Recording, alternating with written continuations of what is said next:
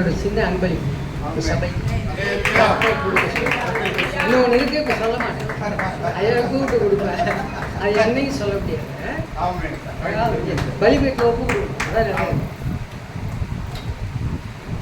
இந்த வருஷத்துடைய வாக்கு தத்தனை 1 சாமுவேல் 1:27 சொல்லுங்க பார்க்கலாம் சத்தமா. கேட்டவின் விண்ணப்பத்தின்படி எனக்கு அது கரெக்டான இதுதான். ஏன்னா பாருங்க, எனக்கு ஆவியானவர் சொன்னார், இந்த ஒரு வாரமாக இந்த இது எனக்கு வந்ததில்லை, ஜபிச்சுருக்கேன். வாசிக்கலாம். சங்கீதம் 132 14 15 16. அந்த சபைக்கு என்ன சொல்ல போறீங்க ஆண்டவரே அப்படின்னு கேட்டேன். அப்போ சொன்னார், இந்த வாக்கு தத்துவத்துக்கு இதுதான் அவர்களுக்கு அப்படின்னாரு. சங்கீதம் 132 14 15 16. இது என்றென்றைக்கும் இடம் விரும்பினபடியால் வாசம் பண்ணுவேன், ஆசீர்வதித்து வருவேன். ஏழைகள் நான் அப்பத்தினால் திருப்தியாவேன்,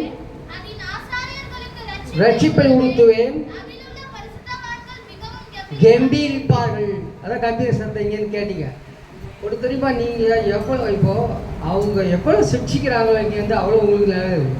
நீங்கள் நல்லா வருவீங்க, ஞாபகம் வச்சுக்கோங்க. இங்கேருந்து வந்துனே இருந்தால் நல்லது. இப்படி பண்ணாது, அப்படி பண்ண, இது இப்படி அப்படின்னு சொல்ல அந்த வார்த்தை நல்லது. சிக்ஷிக்கணும். ஏன்னா தாப்பன் சிக்ஷியாத புத்திரர் உண்டோன்னு இருக்குது இல்லை. அதனால் நம்ம சிக்ஷையை பொறுத்துக்கணும். நல்லது. அது கர்த்தருக்குள்ள ஆசீர்வதிப்பார். எவ்வளோ பேருக்கு என்னோட சாட்சி தெரியும்? கை தூக்குங்க.